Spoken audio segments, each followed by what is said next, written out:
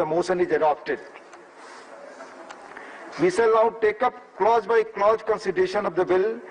Clauses 2 and 3 stand part of the bill.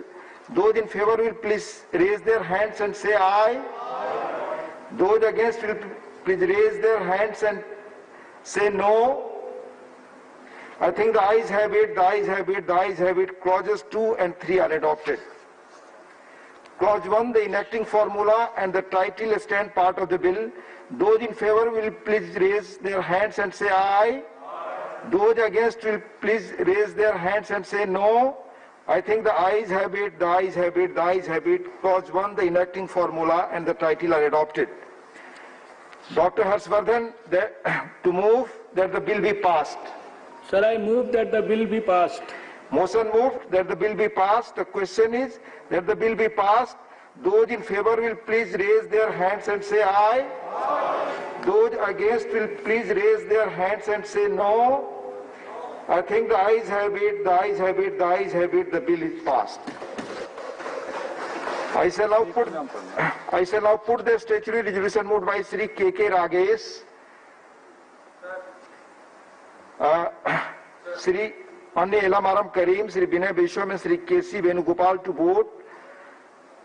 Just before. Point of order. Point of order. You want to speak? Yes.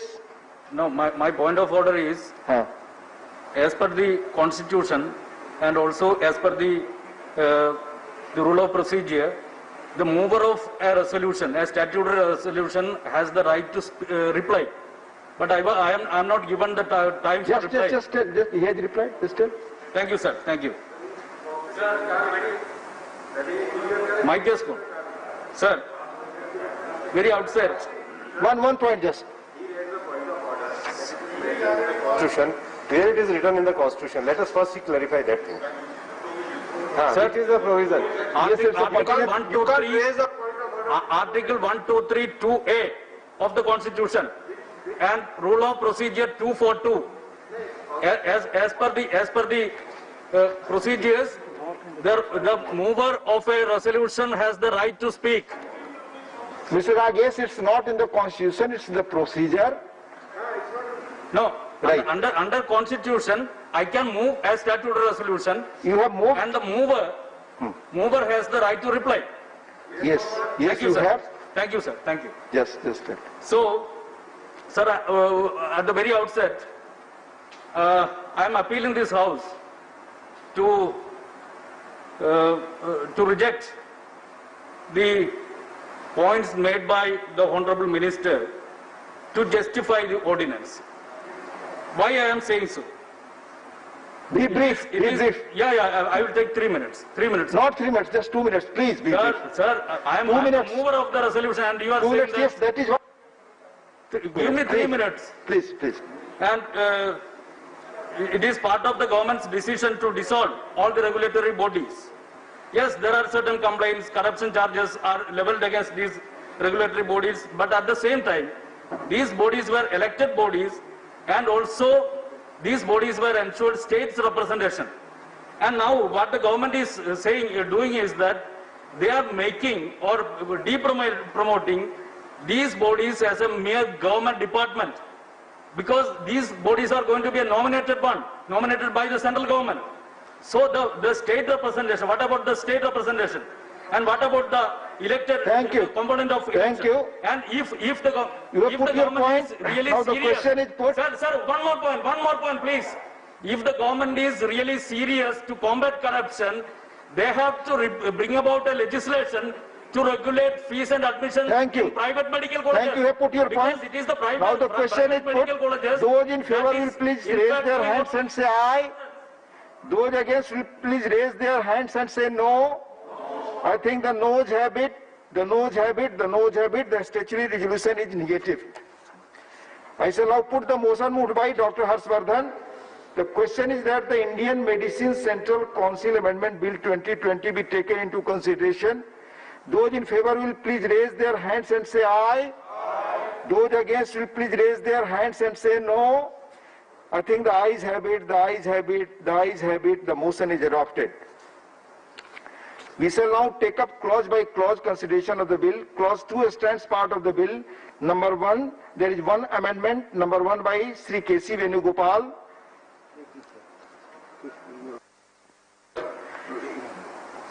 I shall now put clause 2 to vote. Those in favor will please raise their hands and say aye. Those against will please raise their hands and say no. I think the ayes have it, the ayes have it, the ayes have it. Clause 2 is adopted. Clause 3 stands part of the bill. Those in favor will please raise their hands and say aye. Those against will please raise their hands and say no. I think the ayes have it, the ayes have it, the ayes have it. Clause 3 is adopted. Clause 1, the enacting formula and the title stand part of the bill. Those in favor will please raise their hands and say aye. Those against will please raise their hands and say no. I think the ayes have it, the ayes have it, the ayes have it. Clause 1, the enacting formula and the title are adopted. Dr. Harsh Vardhan to move that the bill be passed. Passed. Motion moved that the bill be passed. The question is that the bill be passed. Those in favor will please raise their hands and say aye. Aye. Those against will please raise their hands and say no.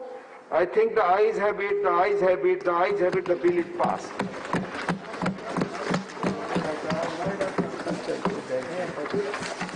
The salaries and the allowances of ministers amendment bill 2020. This is the next bill we are taking. Sri G. Kishan Reddy to move a motion for consideration of the salaries and allowances of the ministers amendment bill 2020. माननीय उपसभापति महोदय, आपका अनुमति से मैं माननीय गृह मंत्री श्री अमित शाह जी की ओर से प्रस्ताव करता हूं कि मंत्रियों के वेतन और भत्तों से संबंधित अधिनियम 1952 का और संशोधन करने वाले विधेयक पर विचार किया जाए। Motion moved. चाहते हो या मान्यवर, काइंडली ब्रीफली बोले। या मान्यवर, विश्व के सभी देशों की तरह भारत में भी कोरोना वायरस का कोविड-19 महामारी का सामना करना पड़ा और कर रही हैं, जिसके कारण देश के लोगों के व्यवस्था और आर्थिक स्थिति पर गंभीर प्रभाव पड़ा है। इस महामारी को फैलने से रोकने के लिए और उस पर नियंत्रण के लिए इमीडिएट और क्विक राहत पहुंचाने और आपात सहायता प्रदान करने के लिए केंद्र सरकार की तरफ से हर तरह ऑल एंगल्स पर प्रयास की जा रही हैं। कोरोना वायरस महामारी से शीघ्र राहत और सहायता महत्व को दर्शाया है और इस महामारी के फैलाव को नियंत्रित करने के लिए कुछ जरूरी उपाय करना आवश्यक हो गया थे। ऐसी स्थिति नियंत्रण के उद्देश्य से अन्य कई उपायों के साथ साथ सांसदों का, मंत्रियों का वेतन भत्तों में कटौती पर विचार किया गया है। दिनांक 6/4/2020 अपने बैठक में मंत्रिमंडल ने संसद सदस्यों का वेतन और भत्ता पेंशन अधिनियम 1954 का संशोधन में संबंधित संसदीय कार्य मंत्रालय के प्रस्ताव पर अनुमति देते हुए यह भी निर्णय किया कि मंत्रियों का दिए गए वेतन और भत्ता में 30% कमी कर दी जाए। संसद सत्र नहीं चल रहा था, पर कानून बनाना अत्यंत आवश्यक था। इसके लिए 9/4/2020 को संविधान के अनुच्छेद 123 खंड 1 के अंतर्गत एक अध्यादेश मंत्रियों के वेतन और भत्तों से संबंधित ऑर्डिनेंस 2020 के प्रोमलगेशन द्वारा तत्काल करवाई गई है। इस अध्यादेश के तहत मंत्रियों को मिलने वाले वेतन और भत्ता में 1/4/2020 से 1 साल 1 वर्ष तक अवधि के लिए मार्च 2021 तक 30% भत्ता की और सैलरी की कटौती की आई है। उपयुक्त ऑर्डिनेंस एक्ट में बनाने के लिए संसद में यह बिल मंत्रियों के लिए वेतन और भत्ता अमेंडमेंट विधेयक 2020 को लाया गया है। इसके लिए मैं आपके द्वारा सभी माननीय सांसदों को विनम्रपूर्वक आग्रह करता हूं कि ये इस बिल को सर्वसम्मति से पारित किया जाए। धन्यवाद। मोशन मूव माननीय राजीव सातव जी।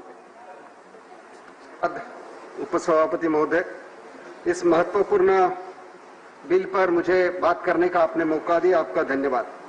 सरकार ने कोरोना महामारी से लड़ने के लिए मंत्री और सांसदों के वेतन कटौती का ये जो बिल लाया है उसका मैं समर्थन करता हूं। उपसभापति महोदय, देश हित में और आम जनता के हित में जो भी Rajiv ji, I am not interrupting you sir. There is a rule 266 sir, residuary power to the chair sir.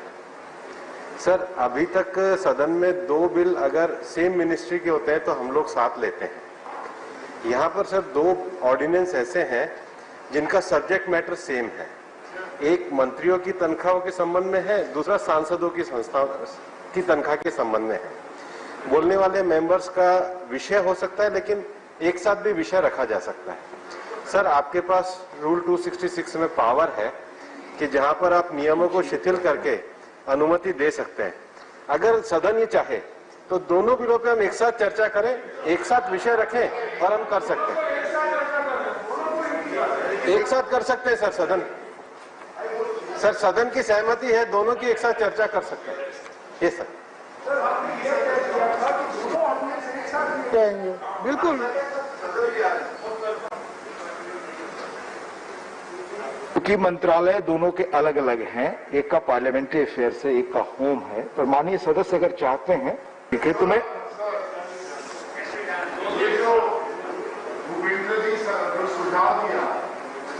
ये अच्छा सुझाव है, क्योंकि वो मंत्री का जो बिल हम लोग ऑर्डिनेंस वो डिस्कस कर रहा है वो 1000 रुपया के बात है।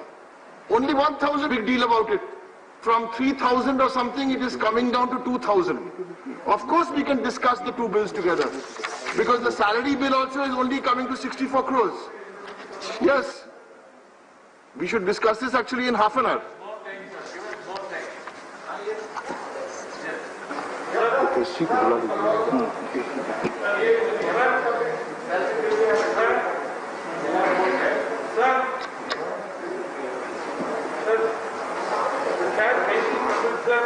We can save a lot of time in this, sir.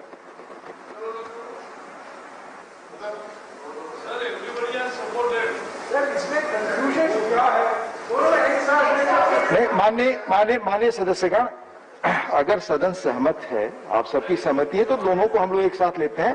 माननीय राजीव सातव जी, इस बिल को भी, इस अमेंडमेंट बिल को भी मैं इंट्रोड्यूस करा दूं, फिर आप। ठीक है, यही है ना। The Salaries, Allowances and Pension of Members of Parliament Amendment Bill 2020. Sri Prahlad Joshi to move a motion for consideration of the Salaries, Allowances and Pension of Members of Parliament Amendment Bill 2020. Sir, with your permission, I move that the Salary, Allowances and the Pension of the Members of Parliament Amendment Bill 2020 as passed by Lok Sabha be taken into consideration. धन्यवाद माननीय मंत्री जी। Motion move. अब दोनों bill पर हम सारे सांसद एक साथ बात करेंगे। माननीय राजीव सातव जी। धन्यवाद उपसभापति महोदय। सर, मुझे कितना 15 मिनट का समय? उपसभापति महोदय, सर मुझे 15 मिनट का समय है। सर, मुझे समय कितने मिनट का है? समय आपका है 10 मिनट।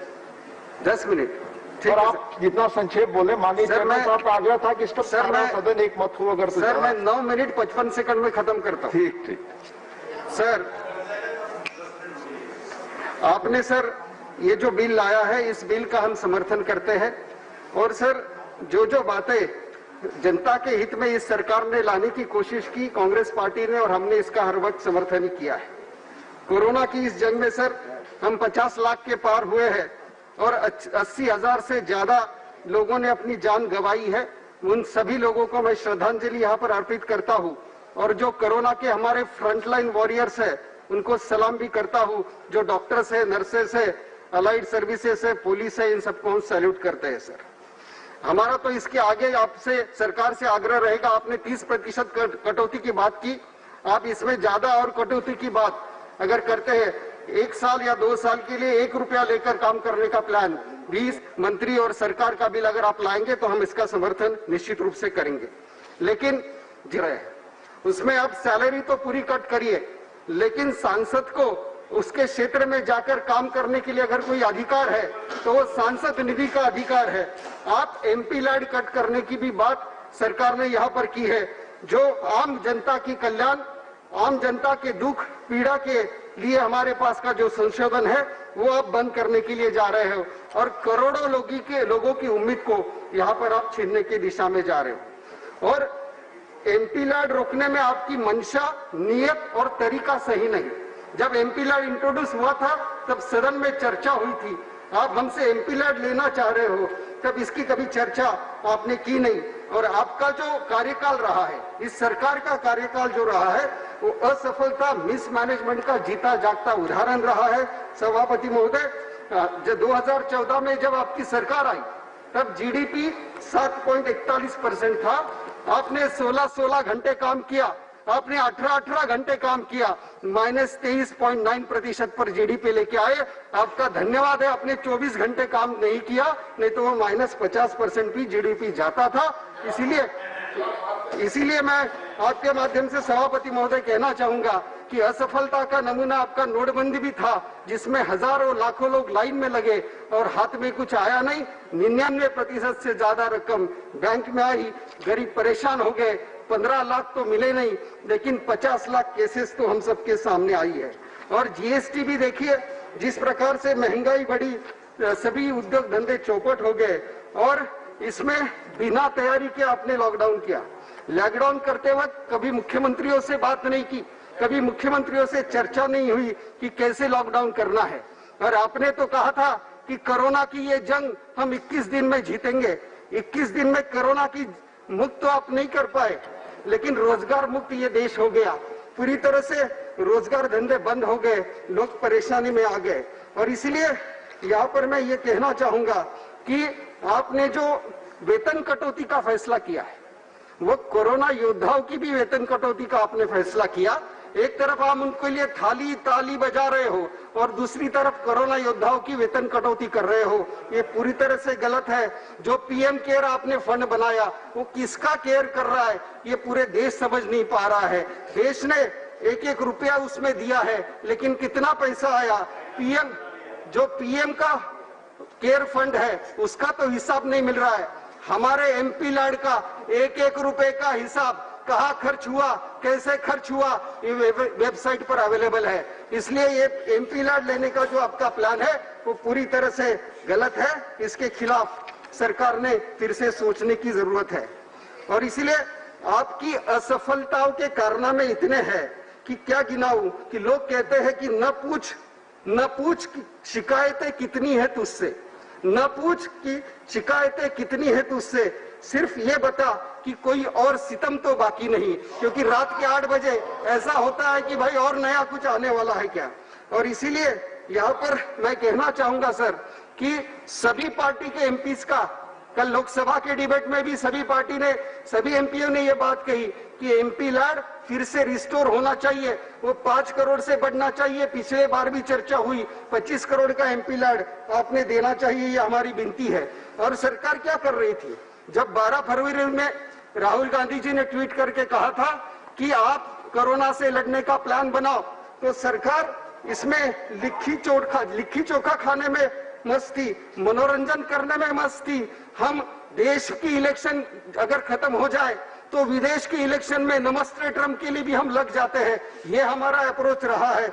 और इसीलिए जब जब कोरोना से हम लड़ रहे थे तब यहाँ पर नमस्ते ट्रम्प का इवेंट हो रहा था और मध्य प्रदेश की सरकार गिराना आपका एजेंडा उस वक्त भी रहा था। और इसीलिए मैं यहाँ पर आपके माध्यम से ये कहना चाहूंगा कि जिसको आपने असफलता का स्मारक कहा था वही मनरेगा भी काम को आई है। और इसलिए यहाँ पर कहना चाहूंगा कि तारीख की आंखों ने वो हाल भी देखा है, लम्हों ने खता की थी, सदियों ने सजा पाई है। इसलिए गलत फैसले आप लीजिए मत, उससे बहुत इस देश का नुकसान होने वाला है। और खर्च में कटौती करनी है तो जरूर खर्च में कटौती करने का प्लान बनाइए। क्यों सेंट्रल विस्टा प्रोजेक्ट आज ही आपको करने की दिशा में आपका प्लान है? क्यों 20,000 करोड़ अभी खर्च करने का आपका इसमें एजेंडा है?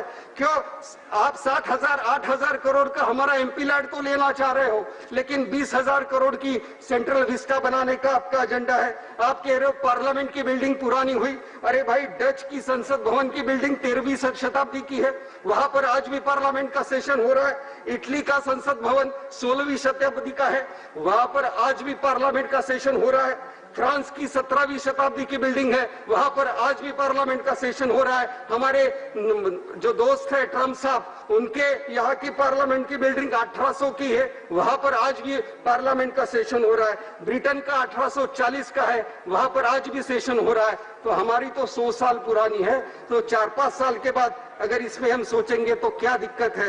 मंत्रियों के लिए नए ऑफिस की अभी क्या जरूरत है? पहले कोरोना से हम लड़े, सांसदों के लिए नए ऑफिस की अभी जरूरत नहीं है। कोरोना से संघर्ष का हमारा एजेंडा होना चाहिए।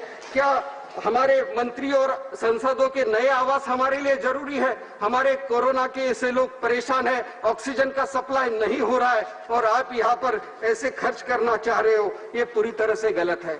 सभापति महोदय, इस बजट में भी आपने बुलेट ट्रेन के लिए पैसे रखे, आपने 1 लाख करोड़ रुपए बुलेट ट्रेन के लिए खर्च कर रहे हो। इस बजट में भी बुलेट ट्रेन के लिए 6,000 करोड़ के आसपास का प्रावधान आपने रखा। मुझे ये समझ में नहीं आ रहा है कि कोरोना से लड़ाई हमारी प्राथमिकता होगी या बुलेट ट्रेन लाना हमारी प्राथमिकता होगी। हमारी प्राथमिकता कोरोना से लड़ने का प्राथमिकता होनी चाहिए। मुझे अभी भी समझ में नहीं आ रहा है कि जिस प्रकार से ये फिजूल खर्चे आपकी तरफ से हो रहे हैं, अभी भी प्रधानमंत्री के एयरक्राफ्ट पर 810 करोड़ रुपए आप खर्च करने की दिशा में प्लान बना रहे हो, ये किस लिए हम कर रहे हैं? और इसलिए मेरा सरकार के माध्यम आपके माध्यम से सरकार से यह आग्रह है सभापति महोदय कि सेंट्रल विस्टा का प्रोजेक्ट आप करिए, लेकिन कोरोना की जंग खत्म होने के बाद करिए। कोरोना के जंग के बाद अच्छा सेंट्रल विस्टा बनाइए, लेकिन तब तक ये 20,000 करोड़ रुपए आपको पूरी तरह से कोरोना की लड़ाई में लगाने चाहिए। और हम सब लोग ये जो आपने बिल लाया है इसका तो समर्थन करते हैं और ये करते वक्त आपसे ये आग्रह है कि आने वाले समय में सरकारी खर्चे में कटौती, ये एजेंडा हम कब बनाने वाले हैं? सांसदों का सांसद निधि कट करना ये आपका एजेंडा है, क्योंकि सांसद तो बिना अधिकार के रहे, लेकिन आप आपके अधिकार में कोई कटौती नहीं करोगे, आप आपके खर्चों में कटौती नहीं करोगे तो ये चलेगा नहीं। आपको हमने जब ये 1993 में ये बिल लाया था, इस प्रकार से प्रोविजन किया था, तो संसद के दोनों सदनों से बात की थी। इसलिए मेरा आग्रह रहेगा कि एमपी लैंड आप जब कट करने की दिशा में जाते हो, कि आपने हाउस के बाकी नेताओं से बात की, बाकी पार्टी के नेताओं से बात की नहीं की है, और इससे ये संसद के सदस्य के अधिकार के ऊपर आक्रमण है। और इसीलिए सभापति महोदय, आपके माध्यम से मैं यहाँ पर आखिरी 2 बातें रखना चाहूंगा कि मंत्रियों के सुख सुविधा, उनके भत्तों में कटौती कीजिए, एमपीज के भी सभी सुख सुविधा और भत्तों में कटौती कीजिए। 1 रुपया हम अगले 2 साल 3 साल के लिए लेने का प्लान बनाए। लेकिन 2 बातें सभापति महोदय यहाँ रखना चाहूंगा कि बुलंद वादों और जुमलों की बस्तियां लेकर हम क्या करेंगे? बुलंद वादों और जुमलों की बस्तियां लेकर हम क्या करेंगे? हमें हमारी जमीन दे दो, आसमां लेकर हम क्या करेंगे? इतना ही कहकर इस बिल का मैं समर्थन करता हूं, लेकिन एमपी लैंड रिस्टोर करे, 25 करोड़ का निधि एमपी लैंड में दे। धन्यवाद। मास्क लगा ले राजीव जी, मास्क लगा ले। Message from Lok Sabha secretary general. Sir, with your kind permission, I rise to report that the Lok Sabha sitting held on the 17th of September 2020 passed 1. The Farmers Empowerment and Protection Agreement on Price Assurance and Farm Services Bill 2020, and 2. The Farmers Produce Trade and Commerce Promotion and Facilitation Bill 2020. I lay a copy each of the said bills on the table. माननीय श्वेत मल्लिक जी, माननीय श्वेत मल्लिक जी, Rajya Sabha gallery number 1। हाँ please. Gallery से बोल रहा हूँ जी। जी जी, gallery number 1 से बोल रहे हैं। बिल का समर्थन करता हूँ और नमन करता हूँ। हम उस संस्कृति से आए हैं, तन समर्पित, मन समर्पित और ये जीवन समर्पित। चाहता हूँ देश की धरती तुझे कुछ और भी दूं, तुझे कुछ और भी दूं। मैं धन्यवाद करता हूँ प्रधानमंत्री नरेंद्र मोदी जी का, और ये हम सौभाग्यशाली हैं कि कैसी सदी में ही कोई युग परिवर्तक जन्म लेता है। तो इस सदी के अगर कोई युग परिवर्तक है तो प्रधानमंत्री नरेंद्र मोदी जी हैं। ये आज सारा विश्व देख रहा है। मुझे बड़ा अचरज हुआ कांग्रेस के अपने भाई की बात सुनते हुए कि जिस तरह से उन्होंने आज क्रिटिसिज्म किया, सारी दुनिया में तो डंके बज रहे हैं मोदी जी के, जय जयकार हो रहा है, मोदी मोदी हो रहा है, इनको सुनाई नहीं देता है। इनके कान बहरे हो गए क्योंकि ये 70 वर्ष तक बहरे रहे। प्लीज मैं वही बता रहा हूँ कि राजनीति उन्होंने की, राजनीति उन्होंने की, उनको आज नजर नहीं आ रहा जो नए भारत का निर्माण हो रहा है। उनको आज नजर नहीं आ रहा कि जो आज भ्रष्टाचारियों पे आज जो हमला हुआ है, पहली बार आपकी सरकार क्यों गई? 70 वर्ष से आप सरकार चला रहे थे, आपको इसीलिए लोगों ने रिजेक्ट किया। आप गवर्नेंस करने में असफल हो गए और एक पूर्ण बहुमत की सरकार काफी समय के बाद जो है वो दशकों के बाद भारतीय जनता पार्टी के नेतृत्व में प्रधानमंत्री नरेंद्र मोदी जी को क्यों मिली? क्योंकि आप जिसकी बातें कथनी और करनी में इतना फर्क है। पंजाबी में कहते हैं छज पे बोले छाननी बोल दिए। 1006 है, 12 लाख करोड़ के वो भूल गए भ्रष्टाचार के जो मुकदमे चल रहे हैं आपके ऊपर, जिसके करके जनता ने आपको किया। तो मैं आपको कहता हूँ राजनीति नहीं करनी चाहिए। ये वैश्विक महामारी है, हमें प्रधानमंत्री जी के साथ खड़ा होना चाहिए। जो एक मैसेज इस हाउस से जा रहा था, पर जैसे मेरे भाई ने अभी बात की है, आज जो सुविधाएं मिली हैं, आज ये वैश्विक महामारी जब आई तो अच्छाई अपने घर से शुरू होनी चाहिए। मैं नमन करता हूँ सभी पार्टियों के सांसदों को, मंत्रीगण को भी, कि उन्होंने ये सिद्ध किया कि पहले हम अपने वेतन भत्तों में कटौती करेंगे, तभी जाके जनता को प्रोत्साहित कर सकेंगे, तभी जाके जनता को प्रेरित कर सकेंगे। मैं नमन करता हूँ कि जो एनजीओज हैं, जो एनजीओ थी, जो धार्मिक संस्थाएं थी, सामाजिक संस्थाएं थी और राजनीतिक पार्टियां भी, सबको मैं वो बात नहीं करूंगा कि ये सिर्फ राजनीति का एक भाषण करके हम चले जाएं। मैं सब पार्टियों को इसके लिए कहूंगा कि इस वैश्विक महामारी में अपना अपना जिसने भी योगदान डाला है, हम उसके साथ हैं। प्रधानमंत्री मोदी जी ने इस पर राजनीति नहीं की। प्रधानमंत्री मोदी जी ने हर मुख्यमंत्री से बात की, हर मुख्यमंत्री का समर्थन लिया, हर मुख्यमंत्री की बात सुनी और उसके हिसाब से उन्होंने पाबंदी भी हटाई। आपने देखा काउंटडाउन में उन्होंने कहा कि ये हमारी तरफ से गाइडलाइन है, फिर भी मुख्यमंत्री इसमें कोई बदलाव करना चाहे तो वो बदलाव कर सकते हैं। आज कोविड मैनेजमेंट में आपने क्या दिया? 70 वर्ष कहाँ थी वेंटिलेटर की फैक्ट्रियां, कहाँ थी पीपी किट्स? आपने आज तक कभी आपदा प्रबंधन, डिजास्टर मैनेजमेंट के बारे में सोचा? ये कारण था कि प्रधानमंत्री जी को उस समय लेने के लिए, क्योंकि इंफ्रास्ट्रक्चर डेवलप करना था। 21 मार्च को उन्होंने जब वो जनता कर्फ्यू लगाया और उसके बाद जब लॉकडाउन किया गया तो उसका कारण क्या था? वो कारण आप लोग थे कि आपने 70 वर्ष तक वो इंफ्रास्ट्रक्चर नहीं बनाया जिसका जरूरत थी। अगर उसकी आवश्यकता उस समय वो बनाया होता तो एक दिन भी लॉकडाउन न करना पड़ता। प्रधानमंत्री जी ने जनता को बचाने के लिए लॉकडाउन किया। जो संबंधित सुविधाएं थी, जिसमें वेंटिलेटर्स चाहिए थे, ऑक्सीजन सिलेंडर चाहिए थे, पीपी किट्स चाहिए थी, डॉक्टरों को एजुकेट करना था, बाकी स्टाफ जो है पैरामेडिकल स्टाफ को एजुकेट करना था, पुलिस को एजुकेट करना था, वो उसके लिए समय चाहिए था। और विषय पर बोलिए कृपया, विषय पर। उससे प्रधानमंत्री जी ने ये जो प्रबंधन किया, तो आज मैं वेतन कटौती पे ऐसा बोल रहा हूँ कि कारण क्या है कि वो जो वेतन कटौती का निर्णय है वो कोविड मैनेजमेंट के लिए है। तो मैं कोविड मैनेजमेंट पे बोल रहा हूँ कि आज जो उदाहरण हमने कोविड मैनेजमेंट की दी है, उसके बाद जो झड़ी लग गई, तो जो प्रधानमंत्री जी का रिलीफ फंड भी है वो सारा ट्रांसपेरेंट है। वो इनको नजर नहीं आता है कि वो फंड जो है वो कोविड मैनेजमेंट में सारा फंड यूज हुआ। और आज जिस प्रकार से देश ने कोविड के ऊपर आज मैनेजमेंट की है कि आज विश्व में सराहा जा रहा है।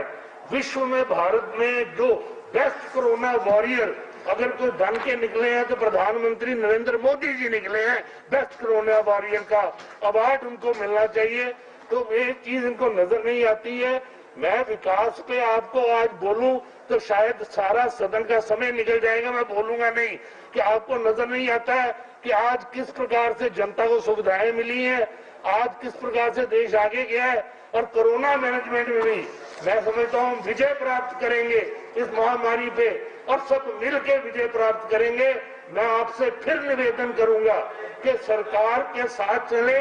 ये ऐसा समय नहीं है कि हम राजनीति करके याद नोटबंदी को करें, हम राजनीति करना शुरू करें। कांग्रेस के और बाकी बंधुओं को मैं कहूंगा कि कोविड मैनेजमेंट में कम से कम राजनीति ना करो, इकट्ठे होके इस वैश्विक महामारी से लड़ाई लड़े और प्रधानमंत्री नरेंद्र मोदी जी के नेतृत्व में, सभी मुख्यमंत्रियों के नेतृत्व में जनता के साथ लेके इस महामारी पे विजय प्राप्त करें। त्रिवेदी जी, आपके पास 6 मिनट का 3 मिनट का समय, सॉरी 3 मिनट का समय जी बताया गया था। 3 मिनट में तो 3 मिनट का नहीं कर सकते। क्योंकि माननीय दिनेश जी, बरसों पहले आपका पार्लियामेंट की सादगी पर यादगार लेख मैंने पढ़ा था। आप 3 मिनट में अपनी बात बहुत अच्छी तरह कह सकते हैं। सर 4 मिनट दे दीजिएगा, मैं बुलेट पॉइंट ही रखूंगा। और पहले तो मैं आपसे परमिशन मांग रहा हूँ सर, आपसे परमिशन मांग रहा हूँ कि मैं विषय पे बोल सकता हूँ सर, मैं विषय पे बोल सकता हूँ सर, क्योंकि विषय पर ही हमने सुना। नहीं, आप विषय पर ही बोलेंगे, ये मुझे मालूम है। आप विषय पर बोलेंगे प्लीज। ने जो कहा प्लीज, उससे मैं पूरा स्वीकृति रखता हूँ इस बिल को, क्योंकि मुझे 3-4 मिनट मिले हैं। सिर्फ मैं बुलेट पॉइंट पढ़ लूंगा क्योंकि समय नहीं है। इस बिल को सभी स्वीकार करेंगे, उसमें कोई संबंध, कोई मुझे डाउट नहीं है। मगर मैं एक डेमोक्रेटिक स्पिरिट की बात कर रहा हूं। एक तो होता है लेटर और दूसरा होता है स्पिरिट। सर, बैकग्राउंड देते हैं इस बिल का। 12 सांसद जो कि ज्वाइंट कमेटी के मेंबर हैं, उन्होंने व्हाट्सएप पे मीटिंग की। 15 मिनट की मीटिंग में ये कहा कि 30% कटौती हो जाने दो। मगर इस प्रकार से मीटिंग की व्हाट्सएप पे। डेमोक्रेसी। आप मैसेज क्या देना चाहते हैं सर? मैसेज ये देना चाहते हैं कि आपके 50-60 करोड़ से ये हमारी कोरोना की क्राइसिस दूर हो जाएगी। सर, ये मेंबर ऑफ पार्लियामेंट, ये हमारा सांसद है। आपको चाहिए था कि लीडरों को बुलाए, जैसे ऑपोजिशन लीडर सबको बुलाते तो आपको तरीका बता सकते थे। ममता जी को आप बुलाते तो बताते 50 से 5,000 करोड़। उन्होंने 1 रुपया सैलरी जब से मंत्री है, जब से कुछ नहीं लिया। एमपी लेट की बात की है, दैट इज डेवलपमेंट। हम उससे पूरा अपनी बात को रखते हैं। बट सर, आपको यही चाहिए था कि हमें ही सब करना है। You just wanted to go 9 to 5 का जॉब नहीं है, ये 24। Sir, the parliament is not a company that you have 12 board of directors and you decide that we increase the salary or decrease the salary or cut the salary. Sir, it सेवक है, हमारा compensation एक ही है। Sir, अभी तो हमको 2 minute दे दिए sir. Already sir, हम बस please sir sum up please, क्योंकि 2 बिल साथ है सर। Sum up. सर, हम सेवक हैं और हमारा कॉम्पनसेशन है एक बूढ़ी माँ की मुस्कान कि मेरे बच्चे को आपने एडमिशन दिला दिया। सर, पार्लियामेंट की क्रेडिबिलिटी अभी खतरे में है। Sir, the spirit of democracy has to be on the top. Today the country is, sir, going through a huge crisis, and in this crisis there cannot be a satta paksh and there cannot be a vipaksh. it has to be a box for Hindustan, sir. Lastly, the country is looking not for your salary cut, sir. The country is looking for a direction. The country is looking for survival. The country is looking for roti, kapda or makan. Sir, under the NDMA Act, the country. Thank you, Trivedi. धन्यवाद. हम हवद में हड्डी डालना नहीं चाहते हैं. धन्यवाद. हम भी, क्योंकि हम भी एक भारत माता के पुत्र है, सपूत है. धन्यवाद. धन्यवाद त्रिवेदी जी. अब मैं ऑलरेडी उस समय से बहुत ज्यादा ले चुके हैं. माननीय श्री ए विजय कुमार सर. माननीय ए विजय कुमार. माननीय ए विजय कुमार सर. माननीय A Vijay Kumar, please from Lok Sabha. Yes, sir. Please speak. Sir, on behalf of our party, I support this bill, sir. Please speak. Hello, I am on, Sir Chairman, sir. Please. Sir, Please. Sir, Please. Honorable Vice Chairman, sir, on behalf of my party, The House has decided unanimously. Please.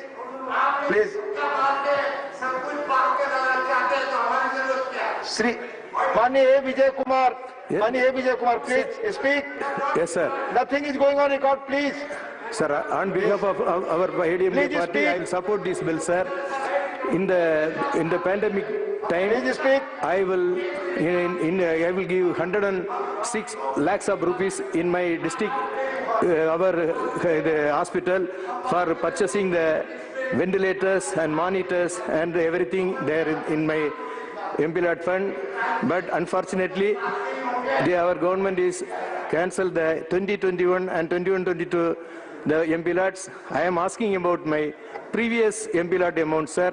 So many MPs are also not getting that previous MP Lads, especially in my district. I am not getting the 18-19 and 19-20. The MP Lad amount was not sanctioned to our district for me. That's why I humbly request the government to look into the matter and give whatever the arrears for the old MPs, please consider as a very good manner and release the fund as early as possible, sir. Thank you, sir. Concluded. माननीय प्रशांत आचार्य जी. अध्यक्ष सभापति महोदय, sir, इस दोनों bill को विरोध करने का सवाल ही नहीं उठता है. मेरी पार्टी भी दोनों बिल को समर्थन देता है. लेकिन सर, सवाल पैसा का नहीं है. ये चाहे सरकार जो बचत करेगा 55 करोड़ रुपया, 60 करोड़ रुपया, सवाल ही हम एक मैसेज देशवासियों को दे रहे हैं कि हम तो खाली उपदेश देते हैं लोगों को, लेकिन हम अपने ऊपर उसको कार्यकारी करें, इसका ये मिसाल है. तो ये बहुत अच्छी चीज है. लेकिन सर, एक बात है कि जो एमपी लेट के बारे में जो बाकी भी सदस्य बताएं, मुझे नहीं लगता कि एमपी लेट को बंद करने का कोई औचित्य है, क्योंकि ये एमपी लेट हम कोई घर को नहीं लेते हैं. हमारे लिए नहीं है. जैसे हम तनख्वाह घर लेते हैं, एमपी लेट तो लेते नहीं है. तो हमारे क्षेत्र में अपने अपने राज्य में हम उसको खर्च करते थे. हम तो इस कोरोना के लिए भी हम उसको खर्च कर सकते थे. अभी मान लीजिए उड़ीसा का हम लोग 31 एमपी हैं लोकसभा और राज्यसभा में. जितना पैसा मिलता है उड़ीसा में खर्च होता है कोरोना के लिए. अब वो पैसा कौन सा स्टेट में खर्च होगा, कहाँ खर्च होगा, हमें पता नहीं है. तो मेरा ये सरकार से ये निवेदन है कि आप एमपी लेट को रिस्टोर करो. ये इसी कोरोना के काम में हम लोग हमको खर्च करेंगे सर, दूसरा काम में नहीं खर्च करेंगे. और सर, और एक चीज है कि जैसे अभी माननीय सदस्य बता रहे थे, जो पहले का पैसे भी हमको एमपी लेट का नहीं मिल रहा है. केवल मेरे अकाउंट में 7 करोड़ रुपए में पिछले साल का भी तो मुझे नहीं मिला है. वो पैसा तो कम से कम दे दे. और तीसरी बात है साहब, शायद हिंदुस्तान में भारतीय एक ही देश है जहां हम एमपी लोग अपनी ही तनख्वाह तय करते थे. मैं धन्यवाद दूंगा माननीय प्रधानमंत्री जी को, कानून बदल दिए हैं और हर 5 साल में मूल्य सूची के अनुसार आप तनख्वाह तय होगा.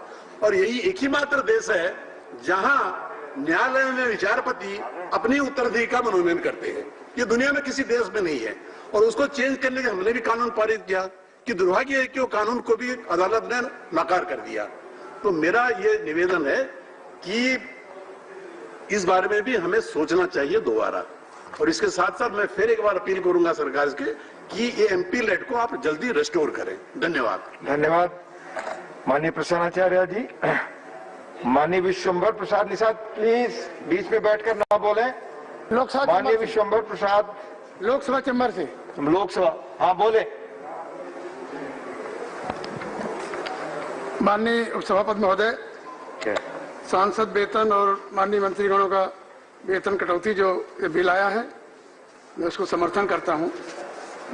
विश्वव्यापी जो कोविड-19 की महामारी में ये कटौती की गई है, इसके समर्थन के साथ हमें कहना चाहते हैं कि जिस तरह से माननीय सांसदों ने अभी चिंता जाहिर की है कि सैलरी तो ठीक है, सैलरी चाहे और काट लेते आप, लेकिन जो एमपी लैंड काटा गया, एमपी लैंड में केवल एमपी प्रस्ताव देता है, उसमें एमपी के खाते में कोई पैसा नहीं जाता है। आज क्षेत्र में जो कोविड-19 के लिए जो मदद करना चाहते हैं हम लोग, वो नहीं मदद कर सकते हम लोग।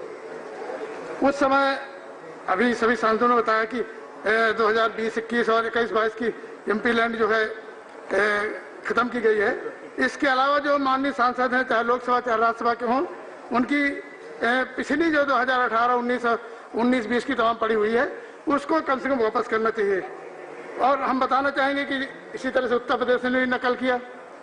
वहाँ माननीय विधायकों को जो है वहाँ 1 साल का विधायक निधि जो है उनकी ली, और यहाँ हमारे यहाँ 2 साल की ली गई।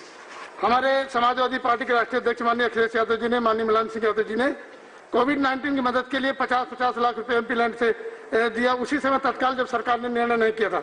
और सभी सांसद जितने हमारे हैं, हम लोगों ने दिया, माननीय विधायक, एमएलसी, सब लोगों ने कोविड-19 के लिए अपने अपने जनपद में जिलाधिकारी को हम लोगों ने सबसे पहले देने का काम किया। और पूरे जितने मजदूर और जो भी निराश्रित लोग थे, उनको पूरी समाजवादी पार्टी ने बढ़ चढ़ के भाग लिया। उनको मदद करने के तमाम समाजसेवी संस्थाओं ने, तमाम लोगों ने मदद करने का काम किया।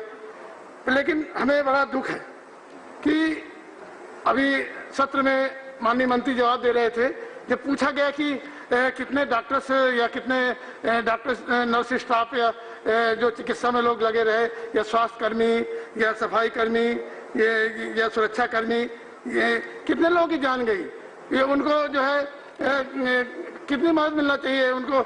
लेकिन सरकार ने कहा हम ये आंकड़े नहीं रखते हैं कितने लोग मर गए, पैदल चलते चलते पूरी सड़क नापी, 1-1 हज़ार 2-2 हज़ार किलोमीटर चले। सरकार को बिल्कुल दया नहीं आई। और तमाम उन जो अमीर घरों के बच्चे हैं, उनको तो आप जो है तो मजदूर वहीं चलते चलते मर गए।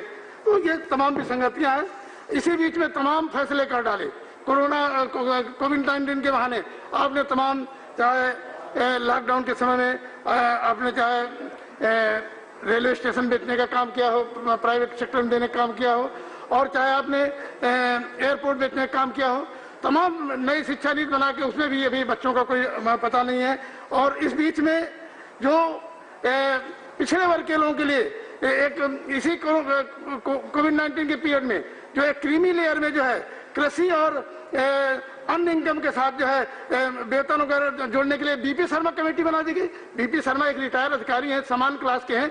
अगर बनाना था तो ओबीसी कमीशन बना है आपके पास, ओबीसी कमेटी ने जो धन्यवाद उसको धन्यवाद माननीय निषाद जी, धन्यवाद, हमारे सुझाव। धन्यवाद।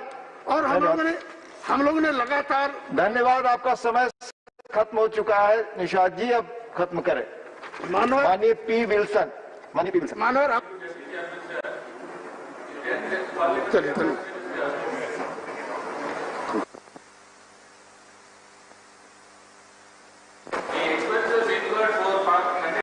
Parliament per session is rupees 2.5 lakhs per minute. This bill is a classic example to show how the Treasury bench is wasting the time of this August House with these two bills, which eats away the valuable time meant for the discussions like question hour, private members' business and 0 hour. These are tools used by the honourable members to hold to account the executive for their action and inactions, and it has been taken away from us under the guise of transacting government business.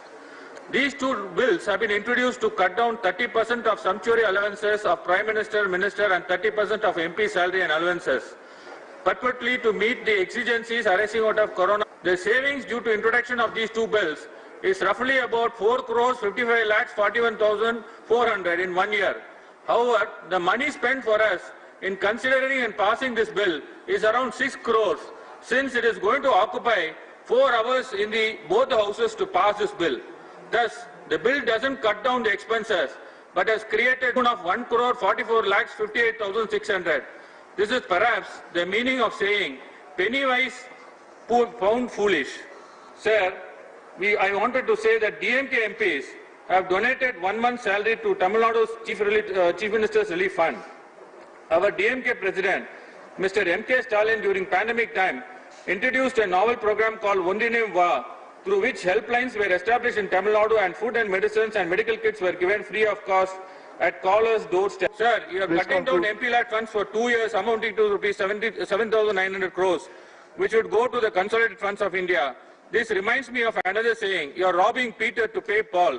Sir, the decision to spend the MPLAD funds up to 2022 lacks foresight. The MPLAD scheme empowers the people's representative to directly address the needs of the constituency and also generate local employment and please conclude. And economy in that constituency. Now these funds have been hijacked to be solely managed by the executive. Tamil Nadu has got 57 MPs, is set to lose about 770 crores over the next 2 years. This move is glaring breach of cooperative federalism, which is the backbone of our political organization under the constitution. Utilizing 770 crores is not only for the welfare measures of people, Mr. V. but also Vijay Sai Reddy, please. Sir, 1 minute, sir. Honorable V. Vijay Sai Reddy. You have already taken more time, sir. You have taken already more time. Not half minute, just conclude. Concluding sentence. Concluded, sir. I'll conclude. Lastly, it is extraordinary that the centre has turned to the MPLAD scheme to generate funds when vanity projects like 20,000 crore Delhi Vista project, which is useful to none, are still on the table. Government owes about 1,147 crores to Air India for travel of VIPs. Manya V. Vijay Sai Reddy. Now it will not go on record. Please. Aap bole, speak on the subject. I stand to support this bill. Sir, I request the Honorable Minister, sir, please, Minister, to consider restoring the MPLADs, because that's very important. All the members across the House, irrespective of the parties, they're all on one page saying that the MPLADs which have been, which have not been government has not been giving, that has to be restored.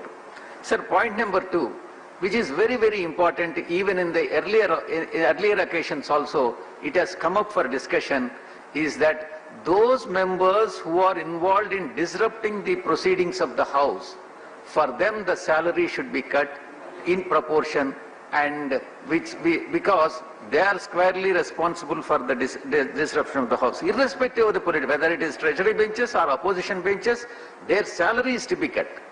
And that is, in fact, rather than, apart from the cutting of salary, even the penalty should also be considered to be imposed on those members. It is my considered opinion, sir. Thank you. And sir, one more point. Please. Sir, see, it is only a symbolic gesture. Cutting salary, for this purpose, it is only a symbolic step, and steps in the right message that India's ministers are also are with the people of India in the fight against the pandemic. Globally also, the political leaders have sent a message to their people by taking salary cut.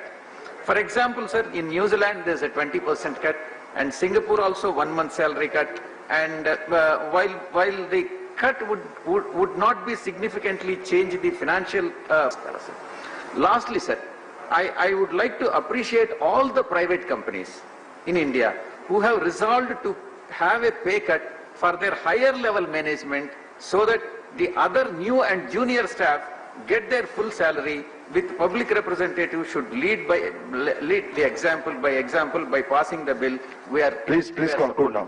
Thank you. माननीय रामचंद्र प्रसाद सिंह जी। बहुत बहुत धन्यवाद उपसभापति महोदय। मैं इन दोनों विधेयकों का समर्थन करता हूं। अपने देश में जब भी आपदा आती है, किसी प्रदेश में आती है और अभी कोरोना के रूप में आई है, संसाधन की आवश्यकता होती है, और संसाधन हमारे पास इतने उपलब्ध नहीं होते हैं इस हेड में कि चाहे केंद्र सरकार हो या राज्य सरकार हो, इसको खर्च हो सके। तो मेरा अनुरोध होगा कि सबसे पहले तो हम लोग सबको एक निर्णय लेना चाहिए, जैसा हमारे बिहार में है कि जब आपदा है तो जो आपदा से ग्रसित लोग हैं उनका पहला अधिकार जो हमारा राजस्व है, जो हमारा खजाना, उन पर होता है। और अभी तरह तरह के आप हमारे पास फंड बनते हैं रिलीफ के लिए, ये पर्याप्त नहीं होता है, कटौतियां होती है, ये पर्याप्त नहीं होता है। तो मेरा एक प्रस्ताव है, इस पर विचार किया जाना चाहिए कि हमारे देश में आपदा आएगी, आती रहेगी तो हमारे पास एक ऐसा कॉर्पस होना चाहिए, अभी भी हमारे पास लेकिन पर्याप्त नहीं है, कि जो हम बजट बनाते हैं।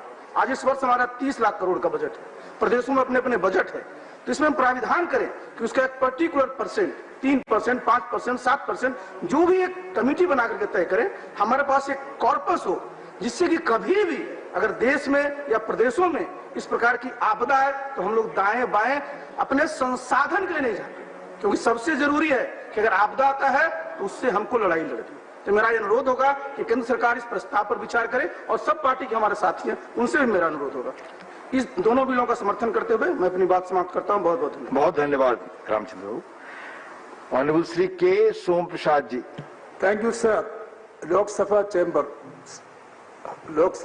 Seat number 134 sir, I support this bill. India along with the rest of the world is facing a critical situation. In order to manage and control, it is necessary to raise resources from different sources. Everybody has to contribute. Country's economic activities has been slowed down. Our GDP were downgraded even more to negative figures, signaling a deep recession. GDP growth in India had been falling since the beginning of last year. The coronavirus shock had an overwhelming impact on India's economy and job. Sir, the latest ILO ADB report has come. It says for India, the report estimates job loss for 4.1 million youth. Construction and agriculture have witnessed major job losses among. The report is based on regional assessment of the global survey on youth and COVID-19. Sir, the social impact is beyond our imagination. Lakhs and lakhs of people have lost their jobs. Most of them do not have money for their livelihood, sir. Sir, while I supporting this bill, I would like to bring the notice of the government into a drastic situation formed after the curtailment of the MP-led scheme. Sir, instead of the declaration of holiday to MP-led scheme, it should have been redesigned to meet the emergency situation raised due to the pandemic COVID-19, sir. I requested the government to reconsider the decision and restore the MP-led scheme. Sir, moreover, when the order came out, it is stated that there shall be no further release of installments of MP-led fund. माननीय के सोम प्रसाद जी, please conclude now. आपका time over हो चुका है, please conclude. Only 30 seconds, sir. No further release of installments of MP-led fund, and this includes unreleased installments. This instruction has created many cases and legal issues, sir. As per the guideline, only first half of the installment will be released in advance.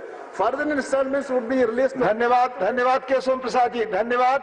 Okay, thank you, sir. अब माननीय मनोज कुमार झा जी। शुक्रिया उपसभापति महोदय। मैं लोकसभा से बोल रहा हूं, लोकसभा चैम्बर से। माननीय उपसभापति महोदय, विपदा की घड़ी है। इस संकट का आभास हमें जनवरी के महीने में नहीं था, तो विपदा की इस घड़ी में आए हुए इन दोनों जो एग्जीक्यूटिव डिसीजन थे शुरू में और अब बिल में तब्दील हो रहे हैं, मैं इनके पक्ष में खड़ा हूं सर। लेकिन मैं समझता हूं कि विपदा के प्रति संवेदनशीलता के कई स्तर होने चाहिए सर। शायद जो सेंट्रल विस्टा प्रोजेक्ट है या वो अभी के दौर में सर विलासिता की तरह लग रहा है। कल मैंने सुना कि संसद की एक नया भवन बनेगा सर। कई घरों में दिया बुझ चुका है। अर्थव्यवस्था के बारे में मैं कम बोलूं तो बेहतर है। हम हर क्या ये संभव नहीं है कि हम अपनी प्राथमिकताएं पुनः तय करें। सर, एक और टिप्पणी मैं करना चाहूंगा। बड़े बड़े इश्तेहार छपते हैं राज्य सरकारों के और केंद्र सरकारों के महिमा मंडन के, स्वयं के महिमा मंडन के। कम से कम 1 बरस तक 2 बरस तक इस पर बैन लगे, एम्बार्गो लगना चाहिए। और आखिरी टिप्पणी सर, मेरे कई साथी सदस्य चाहे बीजेपी के हो या कहीं के हो, मैंने प्रधानमंत्री जी को पत्र भी लिखा था MP लैड को लेकर के। मैं जिस राज्य से आता हूं वो संसाधनों का घोर अभाव है सर। कई ऐसे और राज्य हैं, उड़ीसा हो, मध्य प्रदेश हो, जहां पर अगर आप सांसदों को ये इजाजत देते कि कोविड स्पेसिफिक एक्सपेंडिचर हो, प्रोजेक्ट्स हो, वो शायद बेहतर निर्णय होता बनिस्बत इसके कि इसको कंसोलिडेटेड फंड में भेजा जाए, जहां एक ब्यूरोक्रेसी सहरसा के, पूर्णिया के हकीकत से वाकिफ नहीं है और उनको दिया गया है। मैं बस इतना कह करके खत्म करूंगा और मैं पुनः आग्रह करूंगा कि जब दौर बुरा आता है ना, तो सिर्फ सांकेतिकता से काम नहीं चलेगा। हमें तय करना होगा कि आज के बाद कोई विज्ञापन नहीं, कम से कम 2 वर्ष के लिए सारे भवन निर्माण रोक दिए जाएं। पहले लोग बच जाएं, फिर हम कई भवन बनाएं। धन्यवाद झा जी। शुक्रिया सर, जय हिंद। धन्यवाद। माननीय श्री कनक Mehla Ravindra Kumar ji. Sir, thank you, sir, for giving this opportunity. I raise to support this bill, both the bills. The steps including gathering resources to tackle the contingency may arise. A strong financial backup is the need of the hour of the control of coronavirus. However, but I urge the government and request the government and every member of this house may be supporting to restore the MP Lord funds, because it's very crucial for each and every member. And the arrears of the MP Lord funds also have not been released on the premise of this COVID. And in fact, before this announcement, I have donated 1 crore from my MP Lords to the Corona. But that was due to withdrawal of these funds. That was not fruitful work. But however, the central government is allotting the funds to the state governments and distributing it. But as far as Andhra Pradesh is concerned, the funds, Corona funds also misutilized, and there are allegations some sort of diverting these funds, and also some corrupt allegations are also there. It should be checked by the central government, because central government is delivering the fund, distributing the funds to the states also. And similarly, the MP Lord's fund, if it is not arranged, released MP Lord funds, every member is not in a position to address the grievances of the public at the appropriate time. In some areas, the COVID facilities are not there, and MP Lord funds can be utilized for that purpose. I once again urge the honourable ministers to consider and restore the MP Lords. Thank you. Thank you, माननीय रविंद्र कुमार जी। माननीय नारायण दास गुप्ता जी। मैं लोकसभा से बोल रहा हूँ। हाँ, बोले माननीय गुप्ता जी, लोकसभा से। मैं अपनी ओर से और अपनी पार्टी की ओर से इस बिल का समर्थन करता हूँ, लेकिन मुझे कुछ इस बिल को पढ़ा, ऑर्डिनेंस को, एक दिल में ख्याल गया कि हमारे जो हम राज्य में जितने भी मेंबर हैं दोनों सदन के, एक मैसेज गया है कहीं न कहीं पूरे अपने भारतवासियों को कि ये जो मेंबर हैं इनकी तनख्वाहें काटनी पड़ती हैं, इसका मतलब आपदा में ये अपने आप वॉलंटियर नहीं करते अपने आप को। इस तरह का मेरे को लगा है, आई मे बी रॉन्ग, कि ये मैसेज गया है कि ये जो है तनख्वाह काटनी पड़ती है।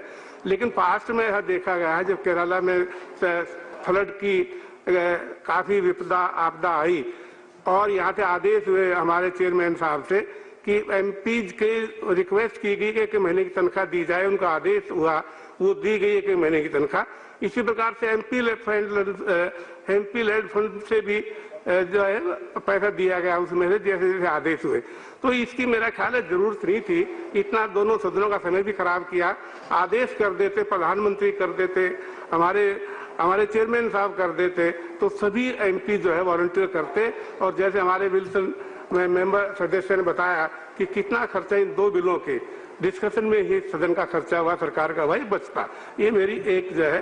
दूसरा, जैसे कि अभी हमारे सभी सदस्यों ने अपनी बात रखी कि किस प्रकार से हम बजट बना रहे हैं विलासता के भवन बनाने के लिए, वो रोका जाए किसी के कहीं न कहीं। और दूसरा, मैं अपने दिल्ली के बारे में आपसे सदन से आपके माध्यम से कहूँगा, हमारे मुख्यमंत्री ने आज जो है जो हमारा कोरोना का संकट था उसमें तो कोविड के। धन्यवाद माननीय गुप्ता जी, धन्यवाद। 1 सेकंड और धन्यवाद। जस्ट कंक्लूड करिए, कंक्लूडिंग सेंटेंस प्लीज। सर, मैं एक लास्ट में कहूंगा कि एमपी लेड फंड्स को जो है जो आदेश जो हुआ है ऑर्डर, वो वापस लिया जाए, क्योंकि ये भी अल्टीमेटली जैसे हमारे दिल्ली के 10 सांसद हैं दिल्ली से। धन्यवाद। तो 70 करोड़ रुपया जो है धन्यवाद में खर्च होगा। धन्यवाद। डॉक्टर फौजिया खान, माननीय doctor Fauzia Khan ji, Lok Sabha, from Lok Sabha please.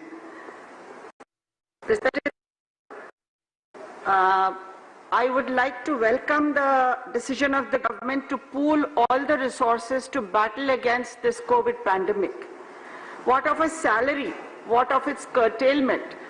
I think we all MPs are here to serve the nation and we are dedicated to this cause.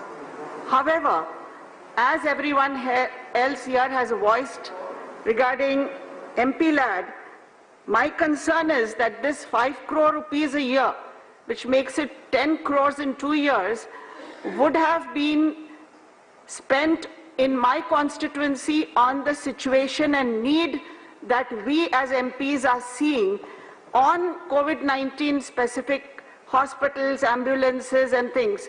But Now we are deprived of this and we are left at the mercy of the PM cares, and we don't know if the PM really cares whether this amount is going to come back to our constituency, whether the distressed in our constituency are going to be benefited out of it. I would request you, sir, like everybody else, please restore the MP Lad fund. And at the end, I will only say that the GST payments which are pending for our state may be released, and whatever assistance the government has been providing, which has been stopped, kindly we ensure that that is resumed. Thank you very much. Thank you, Dr. Fawzia Khan ji. माननीय श्री बीर सिंह जी. मैं इन दोनों बिलों का समर्थन करता हूं। महोदय, जब इस पूरे जो कोरोना विश्वव्यापी बीमारी हमारे देश में आई, तो उसी समय हमारी नेता आदरणीय बहन कुमारी मायावती जी ने हमारे राज्यसभा और लोकसभा के सभी सांसदों को आदेशित किया था कि आप अपने अपने फंड से 50-50 लाख रुपए दें। हमने दिए थे महोदय। जो सांसदों के मंत्रियों की सैलरी कटौती का जो प्रस्ताव आया है, हम इसे स्वीकार करते हैं, किंतु जो एमपी लेट्स सांसदों का काटा गया है 2 साल का, इसको ना काटा जाए, क्योंकि सांसद लोग क्षेत्र में जाकर काम कराते हैं और हम कहते हैं कि ये निधि चाहे भले ही हमारी कोरोना 19 पर खर्च की जाए, पर हमारे द्वारा की जाए, जिससे कि सांसदों को क्षेत्र में जाने का एक मौका मिले। महोदय, जब कोरोना काल आया, बीमारी आई, तो उस समय प्रवासी मजदूरों पर आई। 27 करोड़ प्रवासी मजदूर जो अपने अपने जिलों को गए, गांवों को गए, उनको बहुत परेशानियां उठानी पड़ी। हजारों प्रवासी मजदूर रास्ते में मर गए और उनका कोई आंकड़ा आज तक प्रस्तुत नहीं किया सरकार ने। मेरी मांग है कि जितने प्रवासी मजदूर रास्ते में मरे हैं, उनके आंकड़े प्रस्तुत करके उनको मुआवजा दिलाया जाए। माननीय वीर सिंह जी, दूसरा, जो केंद्र सरकार के द्वारा प्रवासी मजदूरों को और खेतिहर मजदूरों के लिए जो व्यवस्था की है मनरेगा की, तो मेरा निवेदन है कि साल में 100 दिन का काम दिया गया है और मात्र 200 रुपए दिए गए हैं। धन्यवाद। 200 रुपए से बढ़ाकर 300 रुपए किया जाए। धन्यवाद। 100 दिन से बढ़ाकर 200 रुपए। धन्यवाद। 200 दिन उनको काम दिया जाए। माननीय नाजिर अहमद जी, माननीय नाजिर अहमद जी, श्री लोकसभा चैम्बर से। हाँ प्लीज, लोकसभा से। मोहतरमुल मुकाम चेयरमैन साहब, मैं इस बिल को 50-50 समर्थन देता हूं, क्योंकि मुझे लगता है कि मैं आप साहब की तवज्जो एमपी लैंड की तरफ लेना चाहता हूं। जैसा कि भारत सरकार ने 2020-21 और 21-22 के लिए एमपी लैंड रोक दिया है, और साथ साथ में जो पेंडिंग इंस्टॉलमेंट थे उनको भी रोक दिया गया, जिसकी वजह से बहुत मुश्किलात दरपेश हैं। खास करके वो काम जो मुकम्मल हो चुके हैं, इनकी पेमेंट के लिए हमारे नोडल डिस्ट्रिक्ट के पास जरूरी रकूमत नहीं है, और जिसकी वजह से गरीब ठेकेदारों और लोगों को मुश्किलात का सामना करना पड़ता है। मैं समझता हूं कि यही हालात पूरे देश में है, और मेरे साथी एमपी साहिबान भी इस मुश्किलात के शिकार हैं। मेरी आपके माध्यम से सरकार को गुजारिश है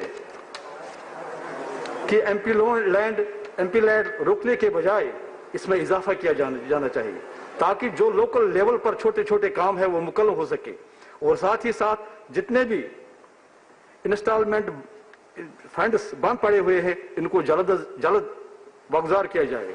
क्योंकि जब हम गांवों में बैठते हैं तो हमारे पास गरीब लोग आते हैं, एक तरफ तो कोविड है, दूसरी तरफ हम इनको कुछ मदद। धन्यवाद नाजिर जी। लिहाजा मेरी गुजारिश है कि इस एम्प्लॉयमेंट को दोबारा रिस्टोर किया जाए, वही हमारे देश के लिए भी अच्छा होगा। Thank you. धन्यवाद Nazir ji. Doctor Keshav Rao ji, 1 minute to take. Thank you very much. We in Telangana ourselves offered to give 1 year total MP lads totaling to 100 crores, which the minister knows about it.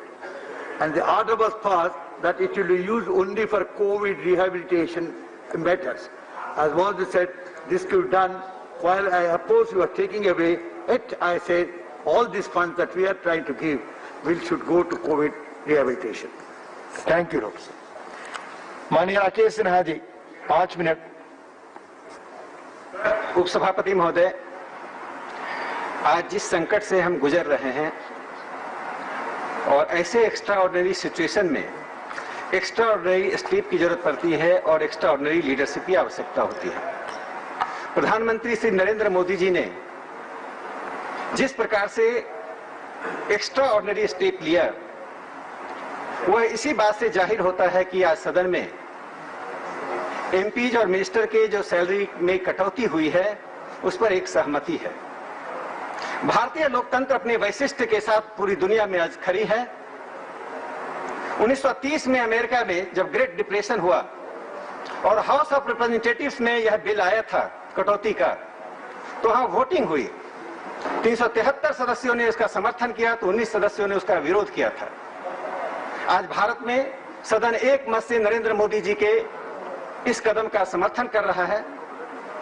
लेकिन मुझे दुख है कि समर्थन करते हुए कुछ सूक्ष्म मुद्दे उठाकर जिस प्रकार से भ्रम पैदा करने की कोशिश हो रही है, उस पर मैं 2-3 टिप्पणियां करना चाहता हूं। उपसभापति महोदय, भारत में जो विपक्ष की भूमिका है उसे मैं फ्रैंकेनस्टाइन दृष्टि मानता हूं, जो सेल्फ डिस्ट्रक्टिव है।